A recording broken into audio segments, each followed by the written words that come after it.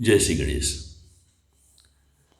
आइए आज देवी कृपानुभूति की एक कहानी मैं यहाँ प्रस्तुत कर रहा हूँ, जो कि देवी भागवत से है।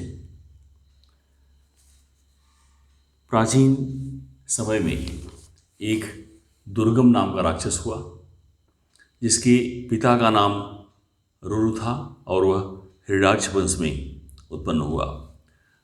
उसने बहुत तपस्या की और ब्रह्मा जी के वरदान से वह बहुत महाबली हो गया। तपस्या से ब्रह्मा जी ने प्रसन्न होकर ऐसा वरदान दिया कि एकदम उसके बल की सीमा न रही और उसका दुरुपयोग करना वो शुरू कर दिया। चारों वेदों और भूमंडल पर उसने आधिपत्य स्थापित कर लिया और सब जगह उसका आधिपत्य होने पर पृथ्वी पर धार्मिक क्रियाएं लुप्त हो गई।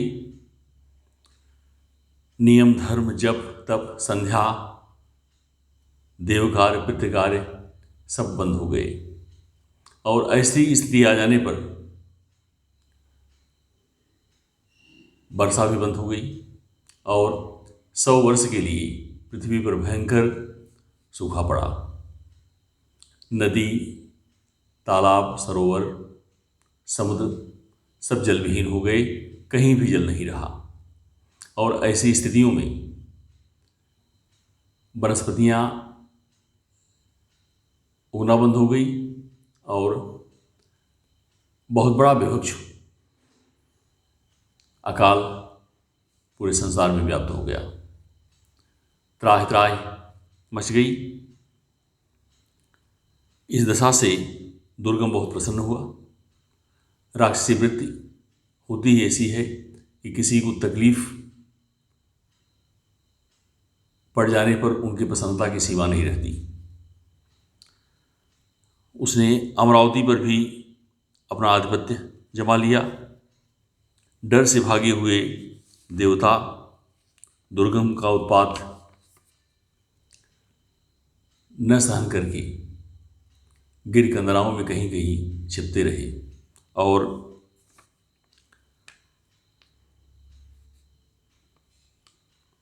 जब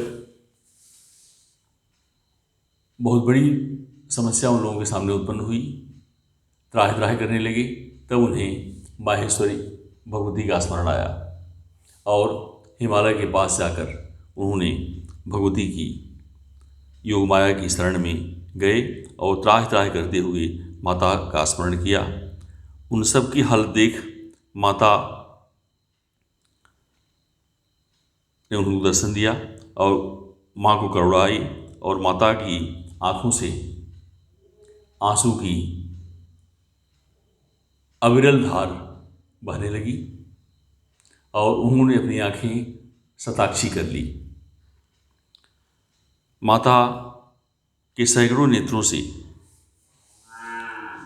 जल निरंतर बहने लगा और लगातार कई दिन जल बहने से इतने दिनों से अकाल और सूखे से जूझ रही पृथ्वी पर वो जलमग्न कर दिया। और उस समय जब माता प्रकट हुई तो उनके हाथों में कमल की फूल और विभिन्न प्रकार के साग थे, जिसे उन्होंने भरण पोषण के लिए सबको प्रदान किया और सबकी प्रसन्नता की सीमा न रही। सब ने माँ की आराधना शुरू की और माँ ऐसी होती हैं कि वे अपने बच्चों का, अपने पुत्रों का कष्ट नहीं देख पाती। तदनंतर माता ने अपने शरीर से उत्पन्न हुए शाक द्वारा समस्त लोगों का भरण पोषण किया और इसीलिए उनका नाम शाकंभरी हुआ। देवी शाकंभरी की कृपा से ब्राह्मण और मनुष्य सहित संपूर्ण ब्रह्मांड संतुष्ट हो गया। सबकी भूख प्यास मिट गई और उन सभी को माता के दर्शन हो गए। जीवलोक में हर्ष भर गया।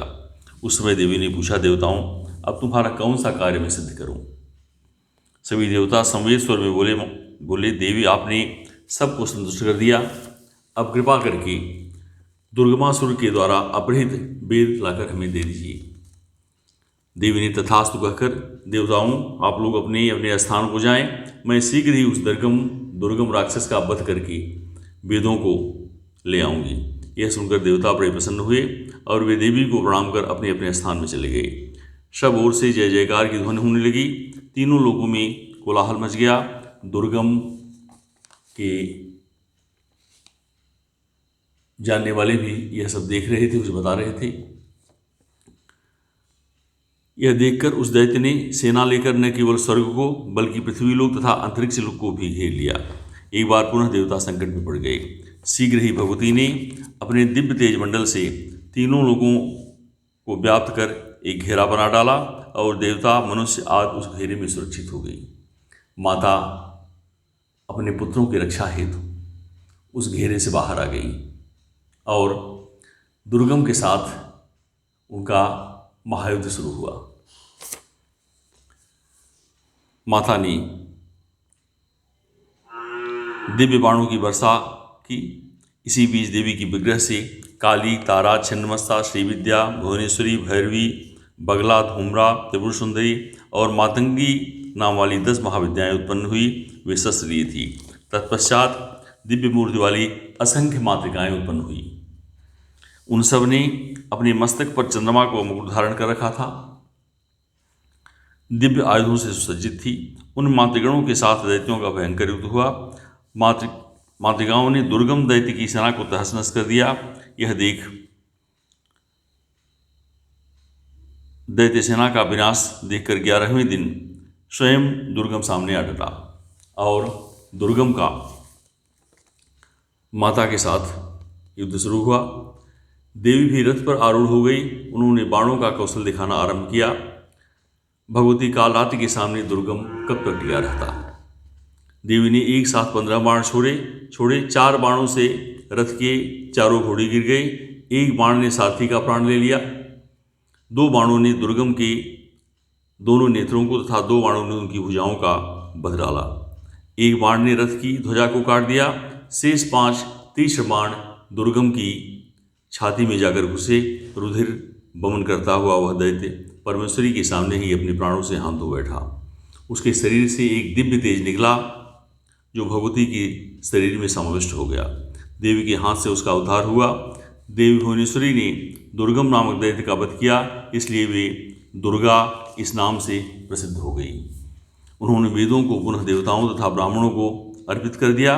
उस दैत्य के मर जाने पर त्रिलोकी का संकट दूर हो गया। सब ओर प्रसन्नता छा गई और शाकंभरी माता की जय जयकार होने लगी। और मेरा आप सबसे निवेदन है, यदि बहुत कष्ट में हो तो भगवती का स्मरण जरूर करें। कष्ट न हो तो भी भगवती का स्मरण करें, क्योंकि माता पुत्र को हमेशा प्रसन्न देखना चाहती हैं। और श्री दुर्गा एक बहुत सरल मंत्र है। इस मंत्र का जप और माता का ध्यान अवश्य करें। कलयुग में माता का ध्यान समस्त मनोकामनाओं को पूर्ण करने वाला होता है। बोलिए जगत जननी माँ भगवती की जय हो।